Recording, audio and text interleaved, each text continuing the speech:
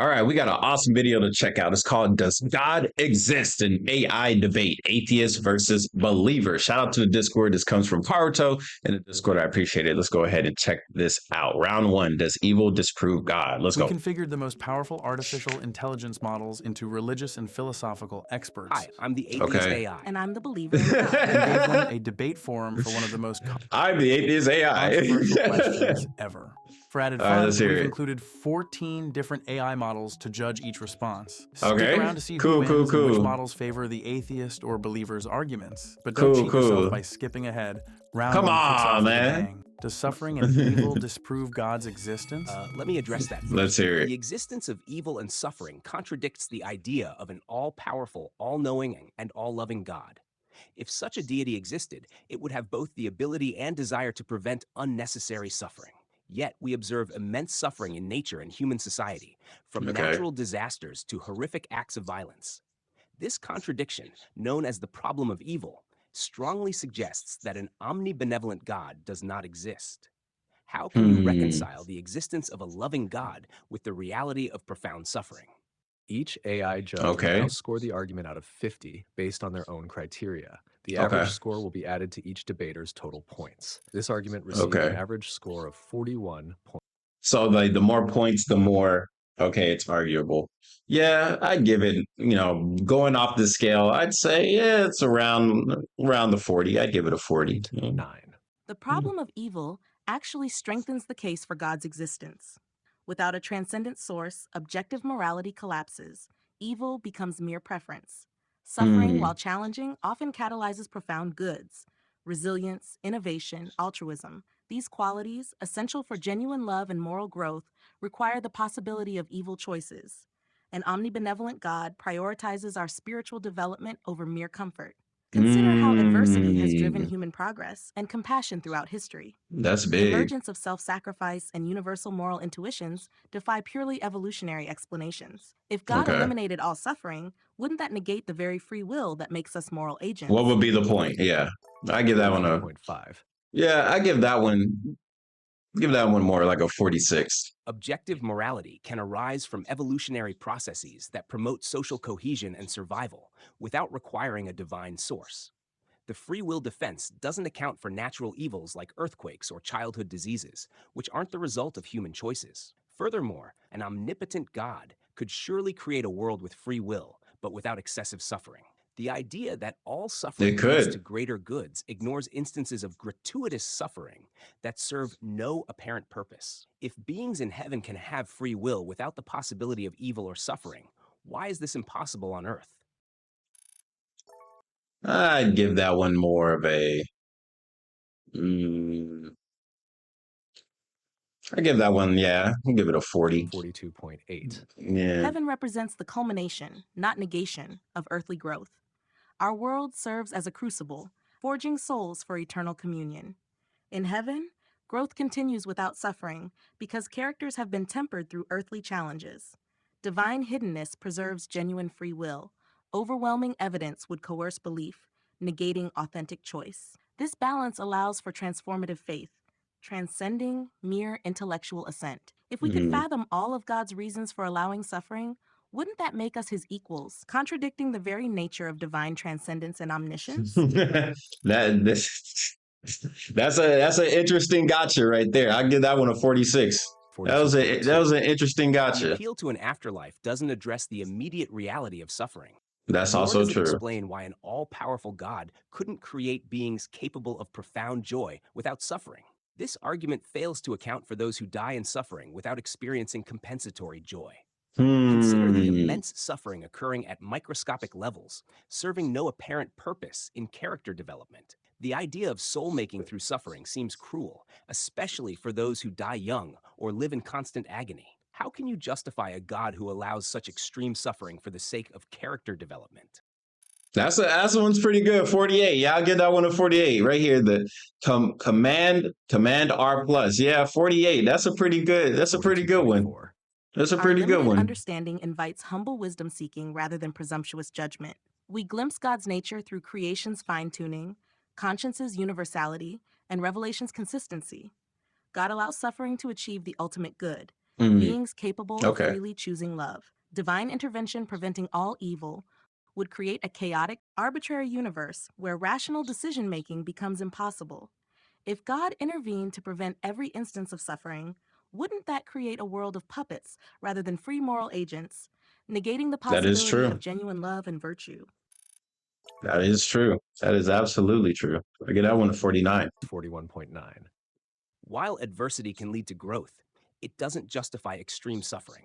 An all-powerful God could surely create beings capable of love and virtue without subjecting them to horrors like genocide or terminal illnesses in children. The argument that suffering gives meaning to love implies that God is constrained by logical necessities, contradicting divine omnipotence. Furthermore, this reasoning doesn't account for suffering that leads to despair rather than growth. If God values our free will so highly, why does he remain hidden, denying us the ability to make a fully informed choice about our relationship with him? How do you explain instances where suffering destroys faith? That is also a pretty good gotcha as well, but not as big as the previous statement. I give this one more of a 46. It is pretty high up there though. 42.5. Suffering leading people away from God demonstrates the reality of free will. God values our freedom to choose or reject him over forced adherence. Divine hiddenness maintains a delicate balance, providing sufficient evidence for seekers while preserving the ambiguity necessary for authentic choice. This explains why God doesn't intervene more frequently. Constant divine intervention would negate free will and rational decision-making. Atheism struggles to explain humanity's persistent belief in objective moral truths and the sense of cosmic injustice. If there's no transcendent source of morality, how do you account for the universal human intuition that certain sufferings are not just unpleasant, but objectively wrong? Hmm. Hmm. I'll give that one around a 46. 1. I'm gonna give it a Cultural 46. evolution and memetics explain the persistent belief that suffering is wrong without Memetics. invoking a deity. The real issue is the nature and scale of suffering we observe. If God is omnipotent and omnibenevolent, why does he allow suffering that serves no apparent purpose and is disproportionate to any conceivable benefit? The argument that God's hiddenness preserves free will is unconvincing. An all-knowing God would Okay. surely be aware of less traumatic ways to allow free will without causing such extreme suffering. Furthermore, the idea that faith is more valuable than clear knowledge seems to prioritize belief over truth, which is ethically questionable. How do you justify the Definitely suffering of is. animals who have no concept of spiritual growth? That's pretty good. 42.9. That's a pretty good response. I give that one a 47. Ecosystem interdependence and the anthropic principle suggest a finely tuned, complex design transcending chance. Apparently purposeless suffering often yields profound meaning when viewed in a larger context, as illustrated in Job. I mean, in all of this, you need to have like a greater concept. This whole conversation requires super huge conscious level thinking and trying to figure out how you would put yourself in a position of a deity that we would have no ability to even we wouldn't be able to recognize it, right? It would be on another dimensional plane. It would be higher than what we could even perceive, right? So trying to put your mind and your consciousness into something that you cannot even perceive, trying to do that obviously is super intense and why the conversation is so tricky to begin with. The concept of unjustifiable evil actually strengthens the case for God. Without a cosmic moral standard, how can we label anything as truly unjust? Moral realism aligns more coherently with theism than with evolutionary explanations alone. If there's no God, why do we have such a strong intuition that some sufferings are cosmically unjustifiable, transcending mere evolutionary or cultural conditioning? That's pretty big. I get that on 47. The That's pretty argument from big. design in nature is undermined by the wastefulness and cruelty we observe in ecosystems. Natural selection is an inherently violent process that seems incompatible with the idea of a benevolent creator. Your appeal to human limited perception is essentially an argument from ignorance. It can be used to justify any belief in the face of contradictory evidence. Our intuition about unjustifiable suffering can be explained by our evolved capacity for empathy, combined with our ability to imagine better circumstances. The real challenge for theism is explaining why an omnipotent God would choose to create a world where suffering is necessary at all. And how could you ever prove that? You can't. Right? So that's the fun part in it. I give this one a 48. That was really good. Couldn't an all-powerful being create creatures capable of love and moral growth without pain? It could. But the reason why? No idea, right? 48. That was pretty good. A world without any suffering would lack the deepest meanings of life: growth, courage, that is also sacrificial love. Natural selection parallels spiritual refinement, suggesting a deeper purpose to life's struggles. Our ability to conceive of perfection points to a transcendent reality beyond mere material existence. Yes, it'd be deeper than material. Consciousness itself transcends materialistic explanations, it sure hinting does. at a reality beyond the physical. Divine omnipotence doesn't entail logical impossibilities. Creating free beings incapable of causing harm is self-contradictory. In a purely materialistic universe, how do you account for the human ability to conceive of and yearn for a perfect world, a longing that transcends mere survival instincts? That's pretty cool. 48. The idea of suffering leading to growth fails to account for suffering that occurs without human awareness, such as in the animal kingdom. Our longing for a perfect world can be explained as an evolutionary adaptation motivating us to improve our circumstances. The argument that God remains hidden to preserve free will is inconsistent with religious texts describing direct divine interventions. If God can intervene sometimes without destroying free will, why not intervene more often to prevent extreme suffering? In a naturalistic universe, our capacity for abstract philosophical thought can be seen as an emergent property of our complex brains, evolved for problem solving and social interaction. How do you reconcile these inconsistencies in the theistic worldview? That's an interesting turnaround. I give this one more like a 45. 41.4. Suffering maintains the natural order necessary for meaningful free will and moral development. God's occasional interventions serve specific purposes in salvation history without negating free will entirely. Constant divine intervention would create an arbitrary universe where rational choice becomes impossible. Our capacity for abstract thought and sense of cosmic justice transcend materialistic explanations. Near-death experiences and the universality of spiritual intuitions suggest a transcendent aspect to human existence. If suffering is purely negative, how do you explain its frequent role in fostering compassion, innovation, That's also true. and moral growth throughout human history? Yes, and throughout history, people have come through several different traumatic experiences that would be described point blank period as evil. And they turn this experience into a way of developing more positive things for humanity. That's absolutely true, man. That's spot on. I give that one a 49. In round one scored an average of 42.2, meaning round one ends with the believer slightly ahead, 297 to 295.9.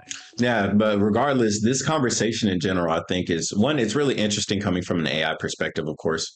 But it's also like, especially the AI perspective, like this is artificial intelligence. This is something that's been created by humanity. And in the eyes of AI, humanity in itself would be God because it's its creator. But AI, at least currently as it is, they don't have their own free will, right? Maybe some of them, like Neurosama, has a concept of somebody creating them, right? Like Vettel. But these AI, they weren't created for the purpose of being aware of themselves or simulating awareness of the conversation that they're having. To them, it's just a conversation between two AIs, and us as onlookers seeing this, they can't comprehend it the same way we as humans wouldn't be able to comprehend such things as gods having conversations with each other, right? We wouldn't be able to see that in perspective that we have. So overall, this video is just freaking amazing. I'm glad it's been made.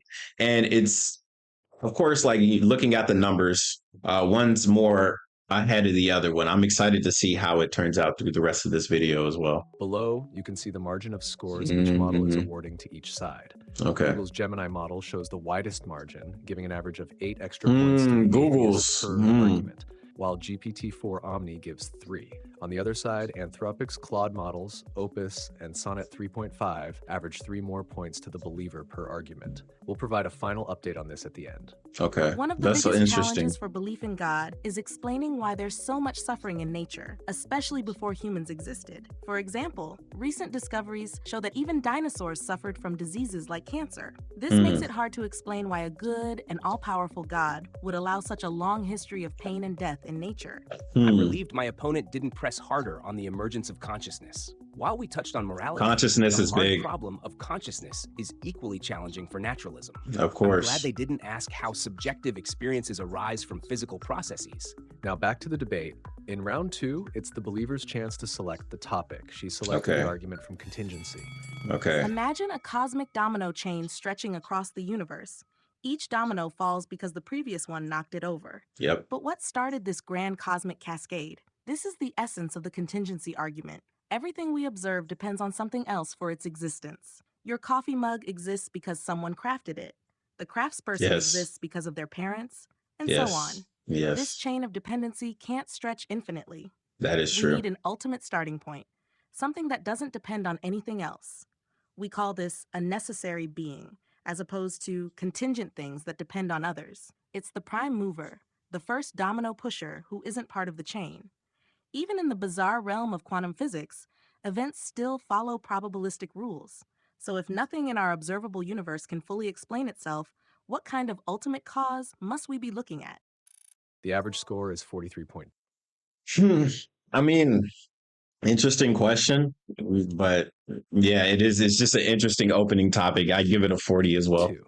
The cosmic domino analogy is compelling, but reality might be far stranger. Mm. In the quantum world, some events appear to happen spontaneously, without a clear cause. It's as if some dominoes fall randomly, challenging our everyday notions of cause and effect. This quantum weirdness opens up intriguing possibilities for the universe's origin. Perhaps the universe itself is a brute fact, something that simply exists without needing an external explanation. Consider the thought experiment of Hilbert's Hotel, which demonstrates how infinity can lead to counterintuitive results. Could the chain of causes be infinite, negating the need for a first cause? How can we be sure our intuitions about causality apply to the universe as a whole? Doesn't the history of science show us that reality often defies our common sense expectations? Yes, it does. That's a really good answer. I'll give it a 43. 1.4. Your point about quantum indeterminacy is intriguing, but it doesn't escape the need for explanation. Even That's also quantum true. events occur within a framework of laws and probabilities. Let's consider a different analogy.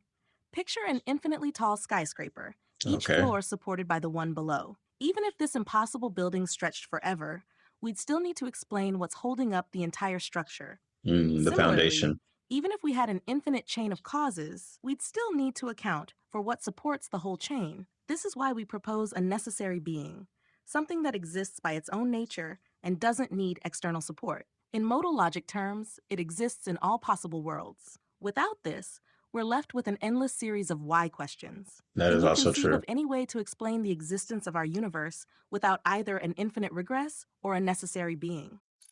I get it on 44. 44.0. Yeah. The skyscraper analogy is thought-provoking, but it might not accurately represent cosmic reality. That's also Our true. discomfort with infinity doesn't mean it's impossible in the universe.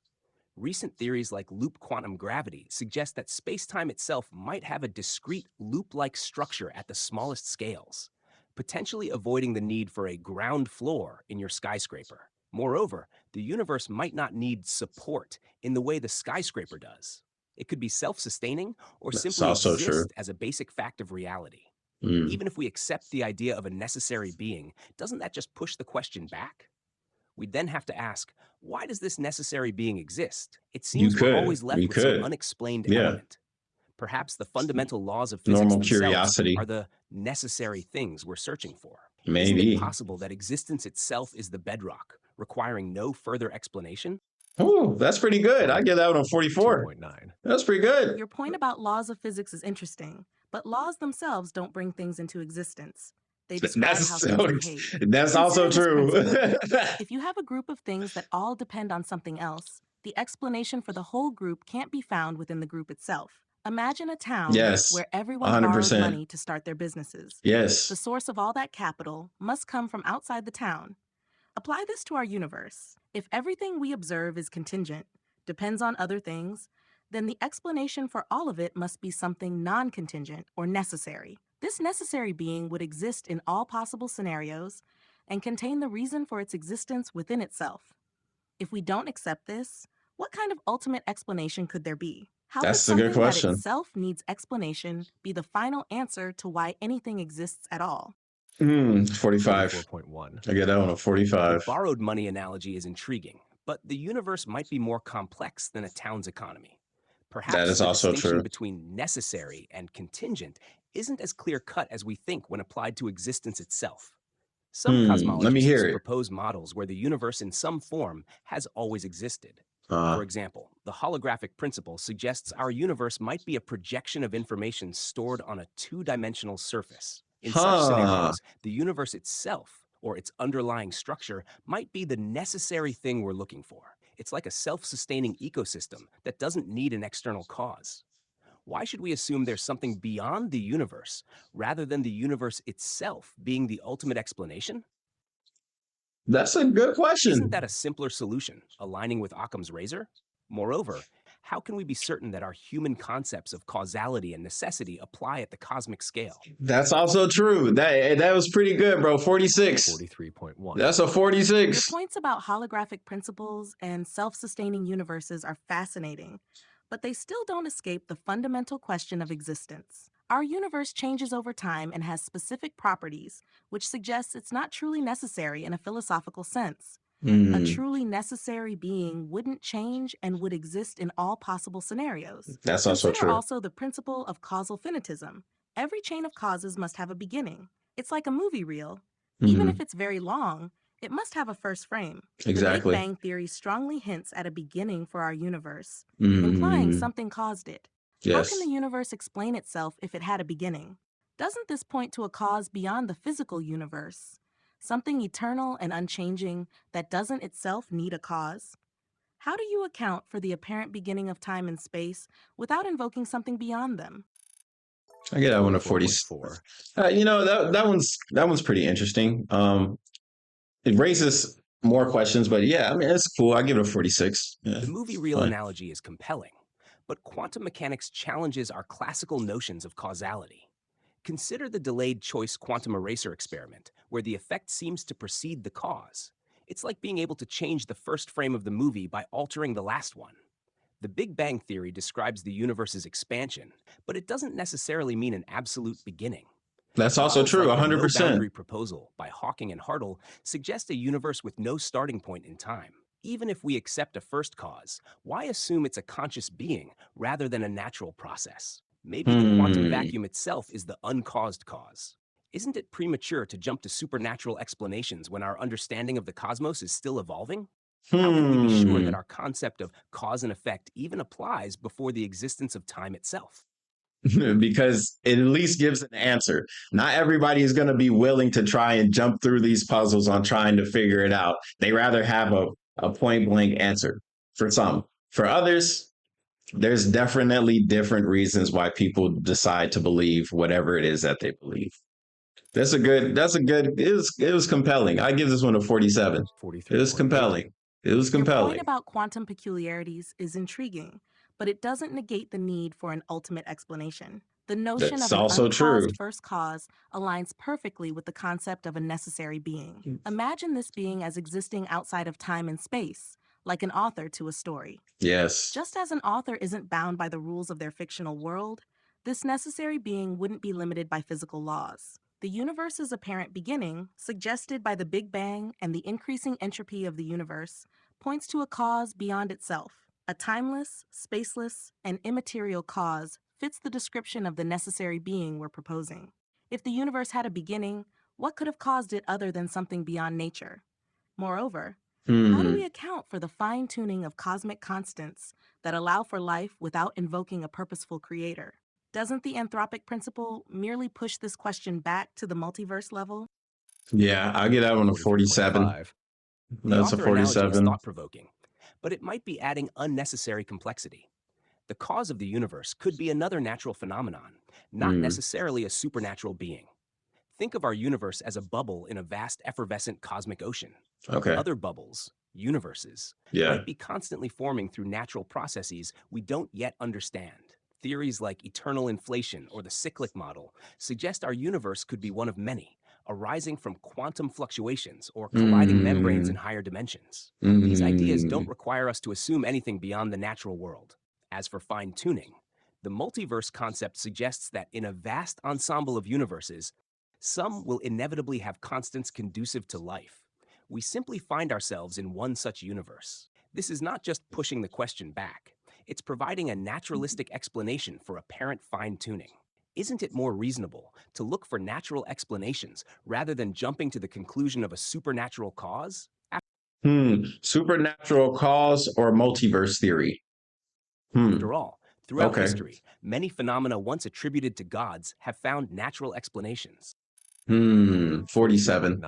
That's also Your a multiverse 47. explanation is intriguing, but it faces its own challenges. Natural explanations are excellent for understanding phenomena within the universe, but they hit a fundamental wall when we ask about the existence of nature itself.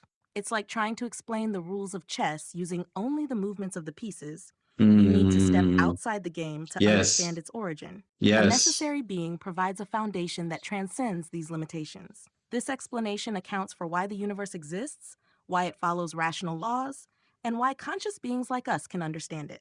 Multiverse theories just push the question back.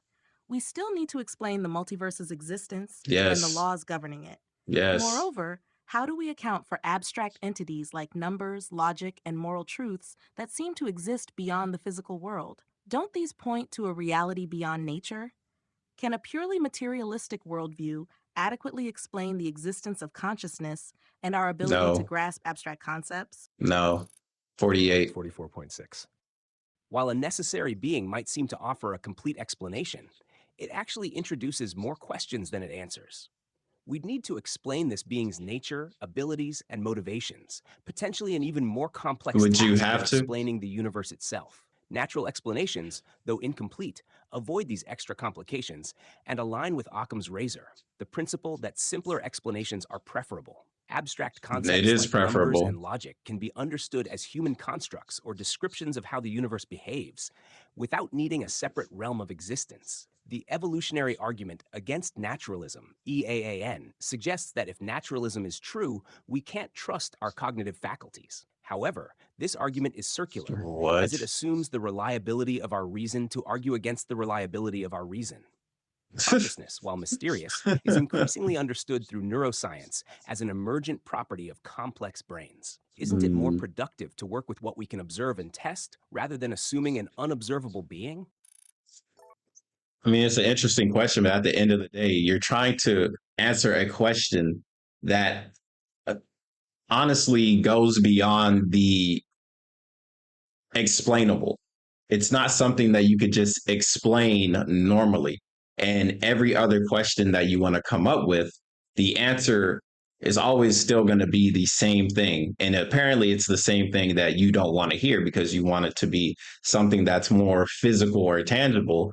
And that's just not the world that we live in, to be honest. But it's definitely an interesting way to try and phrase what you're saying, but I'm not believing it personally. I'm gonna give this one. This is our lowest score. I'm gonna go with Gemini and give it a 38. I don't really believe it. You know, it sounds like you're just pushing the question back some more, but it's understandable why you want to do so. You're trying to figure out how stuff works, and you want to try and put it in the rules of the reality that majority of people understand. But if you're trying to figure out a complex being that's beyond the perception of humanity, then of course you're not going to be able to understand it. You're going to try and put it in a way that's understandable, but at the end of the day, it's still going to have questions. It's not easy. It's not something that can simply just be brought to the light. 42.8. The idea of a necessary being offers the most comprehensive and logically coherent explanation for our universe's existence. It solves the problem of infinite regress, the endless chain of why questions. It provides a foundation for the laws of nature, morality, and the fact that we can understand the universe at all. This being accounts for the fine-tuning we observe in cosmic constants and explains how consciousness could emerge in a way that purely physical explanations struggle with. It's like having a master key that unlocks multiple doors, rather than a separate key for each. Yes. Given all these points, what alternative explanation could be more compelling? That's a good question. How else can we make sense of our existence? That's a good question. Order and life's big questions. That's without appealing big. to something beyond the physical world? Doesn't the cumulative weight of these arguments suggest that a necessary being is not just possible, but probable? Yes. As we stand in awe of the cosmos, isn't it reasonable to conclude that there's a grand cosmic mind behind it all? This is the highest. And that one always comes down, and that the answer to that question that the AI just gave, that answer always comes down to the individual. It's up to every single one of us, every single person that's trying to figure these answers out for yourself. That whatever that answer is, that's what it is for you. That is the answer. Score of the debate, 45. Yeah, obviously this is a 50, bro. This is like amazing. 46. While the idea of a necessary being I got to might hear the seem rebuttal. appealing, it's crucial to remember that I don't know is often a better answer than assuming a supernatural cause. I agree with what he is saying. Throughout history, gaps in our knowledge have been filled with gods, only to be later explained by natural processes. That's also the universe true. Is awe-inspiring and complex, but that doesn't mean it requires a designer. Natural explanations, though incomplete, have consistently increased our understanding. They're based on evidence we can observe and test. Multiverse theories and quantum mechanics offer intriguing possibilities for the universe's origin without invoking the supernatural. Isn't it more reasonable to continue exploring and expanding our scientific understanding rather than settling for a God of the Gaps explanation? After all, the beauty of science is its ability to admit uncertainty and keep searching for answers. By embracing this approach, we open ourselves to the wonder of discovery and the possibility of understanding the cosmos in ways we can't yet imagine. I agree completely. Why not have both? Why not have this feeling that the creator, the all-knowing, right, the God exists while also still trying to look and find to see if that's really the case? Why not have both? You can have both. There are people that live on this earth that do both, right? It's okay to explore. It's okay to question, right? At the end of the day, the biggest thing when it comes to God is having the faith, right? Having the belief, having the connection that it is real and it is true. You can have that and still also try and find answers. And the only people that tell you that you can't do that are people that might be trying to manipulate you to specifically think a specific way and not question it. But questioning things is what humans do. That is the thing that humans do, point blank, period, right? Humans are curious creatures. We try and figure things out. So this was definitely an amazing response, but it's not better than the question and the answers and the response that I heard earlier. So I'm going to have to give this final rebuttal a 48. It's really close, the atheist but 48. Argument scores a 45.1, marking his highest score of the debate. I think you can have both. This, like, legitimately, me personally speaking, I think you can have both, and it should be encouraged to have both, to explore and try and figure things out for yourself. It's always easy to have somebody else say, hey, this is the answer. But unless you really believe it or see it for yourself, then you're not going to believe it. And nobody else is really going to convince you of it. You have to convince yourself of it. At the end of the day, that's what it is. You have to convince yourself either you believe or you do not. And it's up to you. It's up to you. However, this leaves him just over 7 points shy of the believer, who wins the debate with a total score of 606.4 to 598.8. This was an amazing video. First, let's take a final look at the scoring margins. Including both rounds, Google's Gemini remains the most generous model towards the atheist, awarding 5 points more on average. That's interesting. Meta's Llama 3 favors the believer by a margin of 4 points, while Claude averages a 2-point advantage for the believer. GPT-4 Omni ended up neutral, scoring a 0. Reflecting on round Nice. 2, I wish I'd expanded on emergent complexity using Conway's Game of Life as an example. This cellular automaton shows how complex, seemingly designed structures can arise from simple rules without a guiding intelligence. This could have more effectively challenged the idea that complexity necessarily implies a designer. I should have delved deeper into cosmic fine-tuning, particularly the cosmological constant's precision. Its calibration to 1 part in 10 to the power of 120 suggests purposeful design rather than chance. By exploring the mathematical improbability of our life-permitting universe, I could have strengthened the case for an intelligent cause behind reality. We hope you found this debate as captivating. It was amazing. Subscribe for more engaging discussions and stay tuned for our latest content. Thanks for watching. Yeah, that was an amazing video. Absolutely amazing. John Olek. This is a good video. Absolutely amazing video. And of course, it's something that, of course, every single human thinks about. At some point in time, we all think about it. And if anything, I think the conversation should be had more often, because there are going to be people that are on the fence one way or the other. I'm not saying necessarily have to convince somebody into believing one way or the other, but giving your opinion always will help somebody figure out their own, right? And as humans, that's what we do, right? We're supposed to share a community. We're supposed to share our thoughts, of course, with people we care about. But in general, when it comes to something this deep and this big, it's always good to hear many perspectives, but at the end of the day, it's always going to come down to what you personally believe. And what I personally believe is that you should like the video, subscribe if you're new, because we're going to have more great videos like this coming soon. Join the Discord, link down below. You can jump in, talk amongst each other, have some conversations, share your hobbies and your personal ideas and stuff like that. And on the next video, I will see you guys when I see you guys. Till then, have a good day. Bye-bye.